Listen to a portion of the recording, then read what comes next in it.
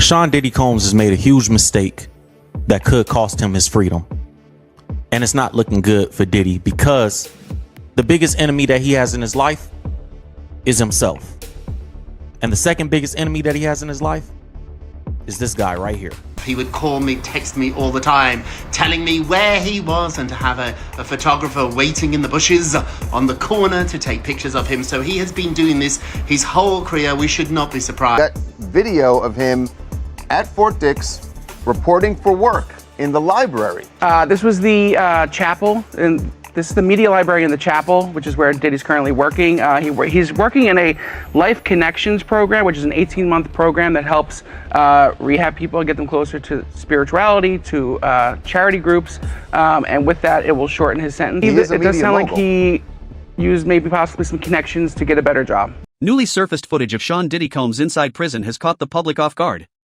A brief clip now making the rounds on social media shows the 56-year-old music mogul inside the Chapel Media Library at FCI Fort Dix, the federal correctional facility in New Jersey where he is currently serving his sentence. The video, obtained by TMZ, isn't dramatic or chaotic. Instead, it presents a surprisingly calm and almost ordinary moment. In the clip, Diddy is seen quietly removing his blue jacket and scarf while standing beside another inmate. The two appear to exchange a few words, though the absence of audio leaves the interaction open to interpretation. Moments later, Diddy puts his jacket back on, gives a subtle smile, slips on his headphones, and walks away. There's no confrontation, no visible tension, and no obvious incident, just a brief snapshot of everyday life behind bars. Ironically, that very mundanity is what has fueled the intense online reaction. With no sound or context, viewers have begun scrutinizing every gesture, facial expression, and movement. What would normally be an unremarkable moment has turned into a viral discussion, sparking debate about perception, expectations, and how the public reacts when once powerful figures are seen stripped of their larger-than-life image.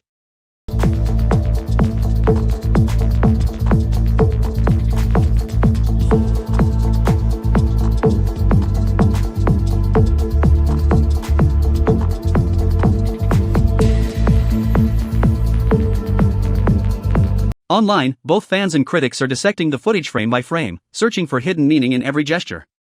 With no audio to guide them, viewers are speculating about what Diddy might have been saying during that brief exchange, what he may have been thinking, and what the silent moment is truly meant to convey. The intrigue only intensified after prison officials publicly distanced themselves from the clip. In an official statement, representatives from FCI Fort Dix confirmed, "We did not produce or authorize the release of this video." That denial has only raised more questions. Behind the heavily secured walls, Diddy's reality now bears no resemblance to the life he once lived. The era of private jets, sold-out arenas, and five-star luxury has been replaced by fluorescent lights, steel doors, rigid schedules, and a public image he can no longer control or reshape. This isn't just another celebrity serving time, it's a rare window into how one of hip-hop's most powerful figures is adjusting to life inside a federal prison. Yet the larger question still hangs in the air: how did it all unravel? How did the man who once called himself Bad Boy for Life end up here?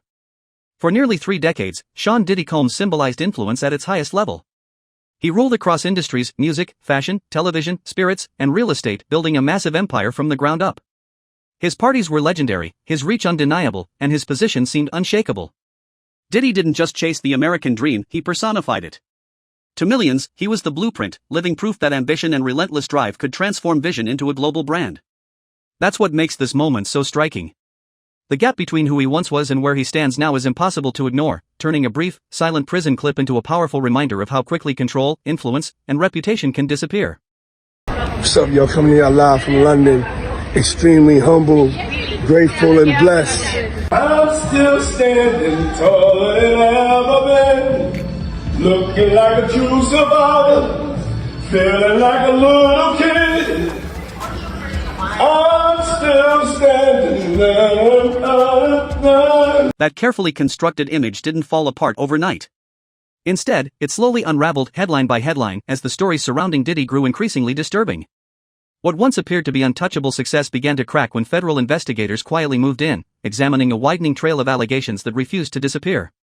Behind closed doors, authorities were assembling claims from multiple fronts, shaping what prosecutors would later describe as an extensive and far-reaching case. By mid-2025, everything reached a breaking point few ever imagined possible. Diddy was taken into federal custody and hit with a sweeping indictment. According to investigators, the charges included sex trafficking, racketeering conspiracy, and transportation for the purpose of prostitution. The arrest sent shockwaves through the music industry and far beyond it. For a man who had spent decades projecting power, control, and absolute confidence, the reversal was nothing short of stunning. The figure who once commanded rooms and influenced culture now found himself facing the full force of the federal justice system. In an instant, the narrative shifted from untouchable mogul to defendant at the center of one of the most explosive cases hip-hop had ever seen. From that moment forward, Diddy's story was permanently changed. Announcing the unsealing of a 3-count indictment, charging Sean Combs with racketeering conspiracy, sex trafficking, interstate transportation for prostitution. The indictment alleges that between at least 2008 and the present, Combs abused, threatened, and coerced victims to fulfill his sexual desires, protect his reputation, and conceal his conduct. Sean Combs led and participated in a racketeering conspiracy that used the business empire he controlled to carry out criminal activity, including sex trafficking, forced labor, kidnapping, arson, bribery, and the obstruction of justice. By July, the case reached a pivotal moment in court, and the verdict underscored just how complicated and divisive the trial had become. The jury returned a mixed decision. Diddy was acquitted of the most severe sex trafficking charges, sparing him from allegations that could have resulted in a far longer sentence. But any sense of relief was limited and fleeting. He was found guilty on 2 counts of transportation for the purpose of prostitution, convictions serious enough to permanently reshape his future. Sentencing followed shortly after. Diddy received 50 months in federal prison. For the public, it represented a dramatic fall from grace. For Diddy himself, it marked the definitive end of the life he had spent decades constructing. The red carpets, private jets, and extravagant, headline-making celebrations were gone. The power and privilege that once shielded him had vanished, replaced by a rigid system where influence carries no weight and rules govern every move. By October, that reality became even more tangible. Diddy was transferred from Brooklyn's Metropolitan Detention Center to FCI Fort Dix in New Jersey. The move symbolized far more than a simple relocation. It marked the moment a global symbol of wealth, excess, and influence was fully absorbed into the federal prison system, just another inmate navigating routines, surveillance, and confinement. The contrast was unmistakable. A man who once commanded rooms and shaped entire industries was now learning to survive behind bars, far removed from the empire he once ruled. Yeah, you gotta go to federal prison because you got a federal charge. You don't get to choose to he go to has to federal go prison. to a federal prison, but within there's a couple that he could be at. Exactly. So his team will look at.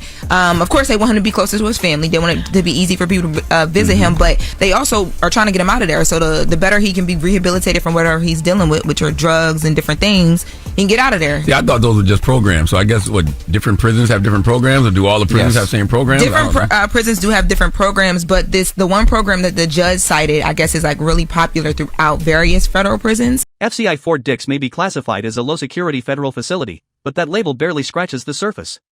The prison has long been associated with overcrowding, instability, and a fragile balance between relative privilege and constant risk. Former inmates have described malfunctioning bathrooms, questionable food past its expiration date, and nights that are anything but calm. For someone who built his entire life around control, Fort Dix represents a reality Diddy has never truly known: powerlessness. His projected release date is June 2028, but those familiar with the federal prison system say the real test isn't simply counting down the months. Survival goes far beyond serving time. It's about staying safe, protecting your mental state, knowing when to speak and when silence is survival. Every day brings new pressures, and every action is observed, evaluated, and remembered. The leaked footage makes that shift unmistakably clear. Diddy's current reality stands in stark contrast to the extravagant lifestyle he once showcased. A world that once celebrated his excess now scrutinizes his confinement. Every appearance, every movement, every fleeting expression is analyzed in real time. The short clip now circulating across platforms like X, TikTok, and YouTube Shorts may last less than a minute, but its impact has been enormous. It has sparked more discussion than any official statement released by his legal team since sentencing. Its power lies in how little it shows. The video opens inside the Chapel Media Library at Fort Dix, a small, dimly lit space that doubles as a study area and a quiet retreat for inmates working with the prison chaplain. Bookshelves line the walls, and the atmosphere feels muted, almost heavy. Diddy stands near one of the shelves, dressed in a standard-issue blue jacket over his prison uniform, with a dark scarf loosely wrapped around his neck. He removes the scarf first, then slides off the jacket. His movements are slow, steady, and deliberate, unrushed in a way that suggests routine. There's no visible tension or agitation. Instead, the moment feels like someone settling into a rhythm he's already been forced to learn, adapting to a life shaped not by choice, but by confinement.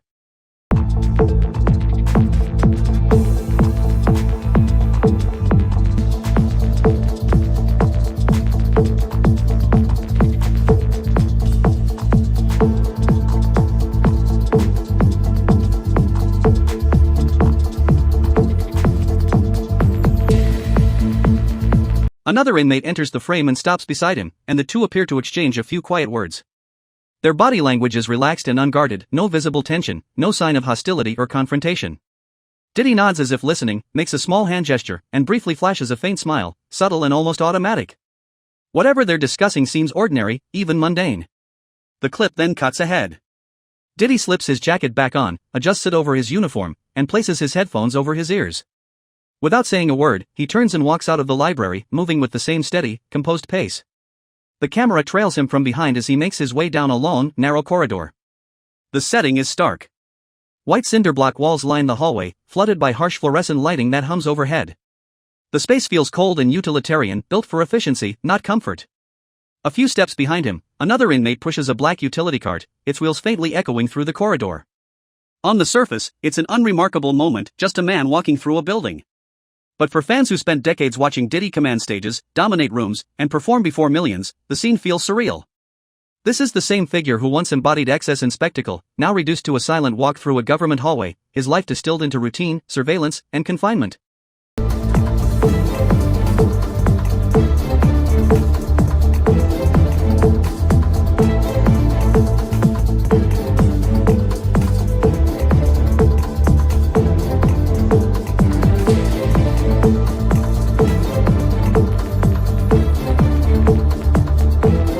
What truly captivates viewers, though, are the small details that are impossible to overlook. His once sharply sculpted goatee has thickened into a fuller beard streaked with gray. The precise, meticulously edged haircut he was known for has softened and been left natural, subtly revealing his age in a way the public rarely witnessed before. His posture stands out as well, straighter than many expected, almost rigid, as if shaped by routine and discipline. Yet there's a heaviness in how he moves, a quiet weight that hints at the toll of his environment. And then there's the smile. Brief. Subtle. Deeply ambiguous. Some viewers see it as calm, even peaceful, a sign that he's adapting to life inside. Others interpret it as strained or performative, a man holding on to dignity in a place designed to strip it away. That divide speaks to the power of the clip, because there's one crucial thing it never provides: sound. We don't know what was said. We don't know what was felt. We don't even know who captured the footage. Was it a guard quietly recording something they weren't meant to? Another inmate risking serious consequences? Or someone intentionally releasing a carefully framed glimpse of Diddy's new reality to shape how the public sees him? Online speculation hasn't slowed. Some supporters argue the video shows he's settling in, finding routine and stability behind bars. Others believe it's strategic, an effort to humanize him after months of damaging headlines. A few go even further, suggesting the smile feels rehearsed, like a final attempt by a man who built his career on control to influence the narrative, even after losing nearly all of it. That's what makes the footage so unsettling. There's no drama. No chaos. Just silence. And in that silence, viewers project their own interpretations: regret, resilience, acceptance, or simply survival. But what the camera doesn't reveal may be even more troubling. To understand what that quiet smile might truly represent, you have to understand where Diddy is now living, a place many former inmates describe as Park Prison, Park Madhouse. FCI Fort Dix in New Jersey is a massive low-security federal correctional facility housing more than 4,000 inmates, making it one of the largest federal prisons in the country. On paper, it's classified as low security. In reality, former inmates describe it as a pressure cooker. Overcrowded dorm-style units filled with hundreds of men, limited supervision, and aging, barely functioning infrastructure create conditions that can turn volatile without warning. One of the facility's most well-known former inmates, Real Housewives of New Jersey star Joe Giudice, described it bluntly. "It's not a jail," he said. "It's an insane asylum." Giudice, who spent more than 3 years at Fort Dix, recalled nights that felt endless and mornings thick with tension, an environment where stress never truly fades and each day becomes a test of endurance. Now, after sleeping in there all day, you know what I mean, getting undressed, getting all my belongings in, which I didn't really take much with me. I took the crappiest jeans with me and the crappiest whatever, because I knew it was just going to be stored away, and I knew when I was getting out, I would get regular clothes again. As I was getting undressed, and you know, they got to check everything, bend over, cough, peeping, bang, all this bull BS. He recalled how violence could erupt over the smallest, most trivial things: food portions, phone access, even something as minor as an onion. "I've seen people get stabbed over an onion," Giudice said, explaining that many men inside aren't emotionally stable and tempers can flare without warning. In such an environment, even a minor disagreement can quickly escalate into something dangerous. The conditions inside the facility only exacerbate the tension. Former inmates describe barely functioning infrastructure, toilets that break down regularly, showers that overflow and flood the floors, and repairs that can take weeks or months. One ex-prisoner claimed that sometimes there was only a single working bathroom for an entire floor, shared by dozens of men. Another described the food as gray, tasteless, and often expired, joking that you never really know what you're eating. Nighttime reportedly brings an even greater sense of unpredictability. Several former inmates have described the chaos hours, the stretch between midnight and 4 a.m., when staffing is minimal and oversight is limited. During this time, whispered conversations echo through the dorms, fights can erupt, and bizarre or unsettling behavior becomes part of the background. Giudice recalled waking to scenes that, in his words, were some of the craziest he had ever imagined seeing inside a prison. When asked how guards respond during those hours, he didn't hesitate, most of them just turn the other way. They hear the showers running late at night, and they pretend nothing's happening. Another former inmate, who served 17 months at Fort Dix between 2019 and 2020, echoed that sentiment bluntly: "It was a zoo. Absolute chaos. I told a kid I met there, this isn't a jail. It's an insane asylum." And he agreed. The prison's layout adds to the instability. Unlike higher security facilities with individual cells, Fort Dix relies on open dorm-style housing. There's little privacy and no escape from the noise, movement, or tension. Inmates sleep shoulder to shoulder with strangers, surrounded by constant murmurs, footsteps, and shifting bodies throughout the night. Despite these accounts, Fort Dix officials maintain that safety and order are priorities. A spokesperson emphasized that allegations of sexual or physical assault are not tolerated and are thoroughly investigated. Yet many former inmates say the reality on the ground tells a different story. As one put it simply, rules may exist on paper, but chaos runs the floor. So while the outside world debates Diddy's leaked footage, his calm demeanor, quiet smile, and measured walk, those familiar with Fort Dix caution that appearances can be deceiving. Inside those sterile walls, survival has little to do with fame, money, or public image. It's about staying quiet, blending in, and keeping your head down when the lights go out. Which leads to the question everyone has been asking since the clip surfaced: how is Diddy managing to survive in a place like this? While the video offers only a brief, silent glimpse of his life behind bars, reporting from outlets like CBS News and Page 6 has provided additional insight. According to sources familiar with the facility, Sean Diddy Combs has secured one of the most coveted roles in the prison, chaplain's assistant. Within Fort Dix, that position carries a quiet respect. It offers structure, limited privacy, and a small degree of privilege in an environment where both are scarce. Each morning, Diddy reportedly reports to the chapel library, a calmer, more controlled area tucked away from the chaos of the dorms. It's one of the few spaces where inmates can move with relative freedom, read, work, or simply escape the constant noise and pressure of life inside the facility. This was the chapel, and this is the media library in the chapel, which is where Diddy's currently working. He's working in a Life Connections program, which is an 18-month program that helps rehab people, get them closer to spirituality, to charity groups, and with that, it will shorten His daily responsibilities reportedly include maintaining the prison's religious library, organizing materials for the chaplain, and assisting with record-keeping for various faith-based programs. Unlike assignments in the kitchen or laundry, the chapel role allows him to spend most of his day in a clean, air-conditioned environment, a rare privilege in a facility notorious for overcrowding and frequent AC failures. A former federal prison commissioner told CBS News that chapel positions are typically reserved for inmates who demonstrate discipline, reliability, and emotional control. The role carries a level of trust few other jobs in the prison offer. "You're working around officers and religious staff, not just other inmates," the official explained. It's considered a safe space, both physically and politically. Diddy's publicist, Judah Angelmir, later confirmed that the artist has embraced the position fully. Angelmir described the chapel environment as warm, respectful, and personally rewarding for him. Sources familiar with the facility say Diddy spends hours cataloging religious texts, cleaning the space, and occasionally helping other inmates access spiritual materials. He keeps mostly to himself but remains polite, calm, and professional when approached, a striking contrast to the high-energy, larger-than-life persona he once projected. The chapel assignment isn't just about faith or reflection, it's also a strategic move.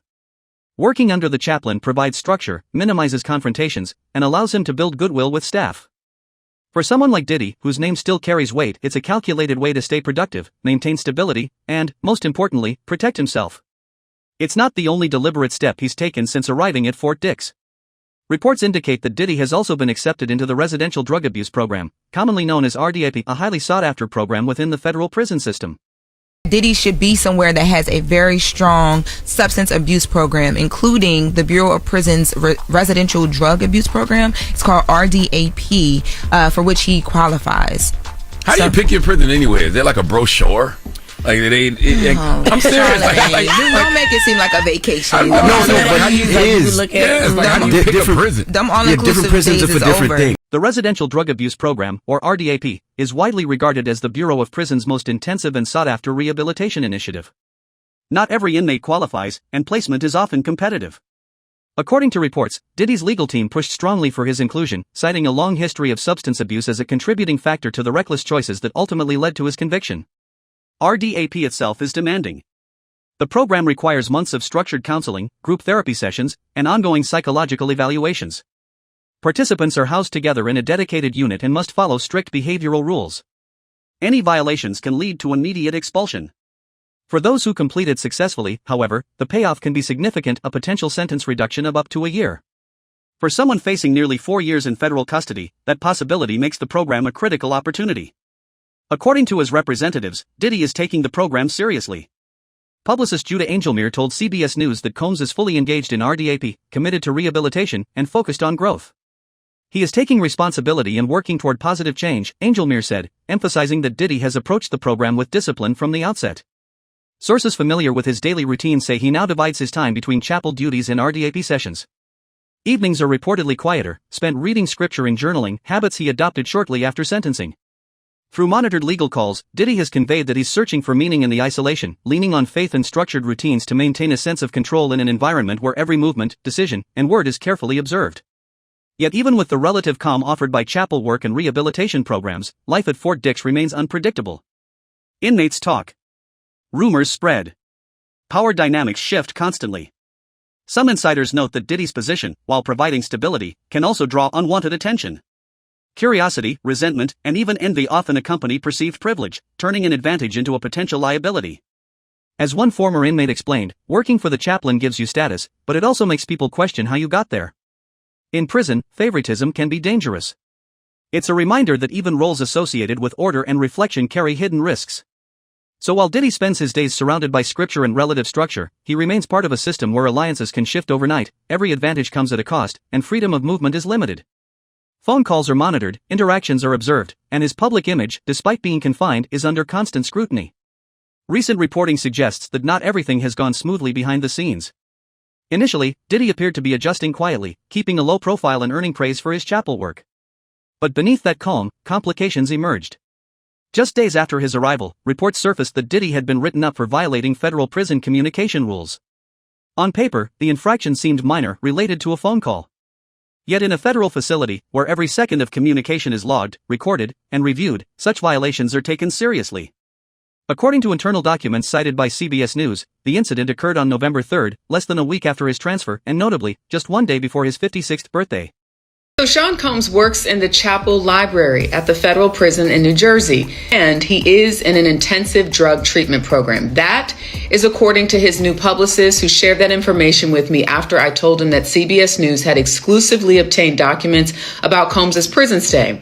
Now, the documents reveal the 56-year-old participated in a three-way call, which is prohibited, but his publicist said, quote, it was a procedural call initiated by one of the attorneys and was protected under attorney-client privilege. He said, quote, there was nothing improper. Here's what reportedly happened. That afternoon, Diddy placed a call to an approved female contact, a routine allowance for inmates. But partway through the conversation, he allegedly asked her to add a third party, someone he referred to as the digital person. The woman reportedly complied, connecting another voice. What she may not have realized is that three-way calls are strictly prohibited in federal facilities, no exceptions. When prison officers reviewed the recording, they flagged it immediately. Investigators claim Diddy was discussing a potential statement for the New York Times, intended to clarify his side of the story regarding his conviction and prison life before tabloids could spin the narrative. But within the Bureau of Prisons, intent doesn't matter, rules do. Multi-person calls are banned because they can be used to coordinate outside activity, transmit coded messages, or manipulate media coverage. At Fort Dix, already struggling with contraband and smuggled phones, the incident was treated as a serious violation. The disciplinary committee acted swiftly, recommending Diddy lose 90 days of phone privileges and commissary access. For a man already stripped of freedom, losing the ability to communicate with the outside world was a sharp blow. The timing made it even more striking. The punishment was logged on November 4, Diddy's 56th birthday. Imagine it, the man who once celebrated with fireworks, celebrity guests, and million-dollar extravagance now facing one defined by silence and restriction. His team insists the incident was misunderstood. Publicist Judah Angelmir told CBS News that the call was a legal consultation, fully protected under attorney-client privilege. Another lawyer had reportedly joined the line, making the conversation procedural rather than manipulative. It was initiated by his attorney and protected under privilege. There was nothing improper, Angelmir said. The prison, however, maintained its stance. One source told CBS News, "This is a serious offense that shows disregard for the rules." In a facility like Fort Dix, perception matters as much as the offense itself. Even minor infractions can shape how inmates and staff view someone. Reports suggest some prisoners joked that Diddy was running PR from behind bars, while others saw the incident as a symbol of the challenge a man accustomed to total control faces under complete restriction. It underscores a deeper psychological reality. Diddy's career was built on influence, control over his image, his empire, and his music. At Fort Dix, he cannot even fully control who he speaks to or for how long. He has gone from orchestrating global deals to being disciplined for a phone call. From commanding boardrooms and stadiums to requesting permission just to speak to the outside world. The weight of his sentence is measured not just in time served, but in the loss of control. Just as the public thought it had seen every facet of his prison life, the leaked chapel footage, disciplined chapel work, RDAP participation, the phone rule violation, another story exploded online. As 2026 began, social media buzzed with rumors that Diddy would perform a New Year's concert from inside Fort Dix. Viral posts claimed the mogul would play live for inmates at midnight, complete with lights, music, and a countdown-ready crowd. The claims spread rapidly under hashtags like hashtag Diddy live from Fort Dix, hashtag lockdown countdown, and hashtag bad boy behind bars. Some fans believed it, others suspected satire. The original post came from Hoops Crave, a parody account known for tongue-in-cheek celebrity news. The caption read, "Breaking, Diddy has been granted permission to perform inside Fort Dix Federal Prison to ring in the new year." Debates erupted instantly. Some joked, only Diddy could turn a countdown into a lockdown concert. Others quipped, the remix doesn't count if it's done through prison bars. Darker jokes emerged about how one celebrity might experience relative luxury while others face harsh conditions. Memes quickly circulated, photoshopped images of Diddy performing in a jumpsuit under disco lights, fake event flyers for Fort Dix's New Year's bash, viral clips with crowd noise and remix tracks like I'll Be Missing You. Fact checks arrived quickly. Mainstream outlets confirmed no concert took place. Diddy had no scheduled performance, no equipment, and no permission to host such an event. Yet the viral moment revealed something telling, his enduring influence. Even confined behind bars, his name can dominate timelines within minutes. The rumor felt plausible because it aligned with the Diddy persona, the showman who could turn any scenario, however bleak, into spectacle. Reactions were mixed. Some laughed, calling it peak Diddy behavior. Others criticized the public for trivializing incarceration, noting the stark contrast with the reality many inmates face. The paradox of modern celebrity is on full display. When a famous figure disappears from view, the public fills in the blanks. Truth, rumor, satire, they all merge into the spectacle. The New Year's concert never happened, but one fact remains, the world cannot stop watching Diddy. Behind steel doors, fluorescent lights, and strict rules, his presence still commands attention. From a leaked chapel video to a viral hoax concert, fascination endures. Whether performing in boardrooms or quietly shelving books in a prison library, Diddy remains impossible to ignore. At its core, this is a story of silence. For decades, Sean Diddy Combs defined life at full volume. Every decision, every moment, every move was amplified, built on wealth, power, fame, and control. He wasn't just in the spotlight, he was the spotlight. The mogul who shaped hip-hop. The entrepreneur who turned his name into a global brand. The man who once declared, can't stop, won't stop, and meant it. Inside Fort Dix, that noise is gone. No entourage. No private jets. No flashing cameras. No studio sessions. Just time, endless time, and the low hum of fluorescent lights. For the first time, he exists in a world that does not bend to him. According to his representatives, he is fully committed to rehabilitation, dedicating his days to work, study, and reflection. His role as chaplain's assistant is treated not as punishment, but as purpose. He is immersed in RDAP, confronting the addictions and impulses his legal team says contributed to his downfall. The contrast is stark. The man once surrounded by luxury and executives now folds chapel laundry, organizes religious texts, and journals his days. Yet in that quiet monotony, there is a revelation, a glimpse of a man attempting to rebuild from within. During sentencing, Diddy told the court, "Prison will change you or kill you. I choose to live." Those words have taken on new meaning. Whether he is truly transforming or simply surviving, one thing is certain, his story continues, and not solely on his terms. The public debates who he is, fallen mogul, misunderstood figure seeking redemption, or just another celebrity ensnared by fame. Every leaked video, rumor, and viral post adds layers to a narrative that refuses to fade. Diddy's life has long reflected the cycle of celebrity, rise, fall, and resurrection in the court of public opinion. From millionaire mogul to inmate number, he still commands global attention. Image does not die behind bars, it evolves. Even in a prison library, Diddy's story trends. Even in silence, his presence resonates. Leaked or intentional, one thing is clear: Sean Diddy Combs remains a headline waiting to happen. As the world watches his slow, uncertain transformation from power to punishment, from excess to introspection, the question isn't whether he will return. It's what kind of man will emerge when he finally leaves Fort Dix in 2028. History shows he never stays quiet for long. But perhaps the biggest mystery remains: who leaked the footage, and why? Because if what we've seen so far is only the beginning, Diddy's time at Fort Dix may yet prove to be his most dramatic chapter.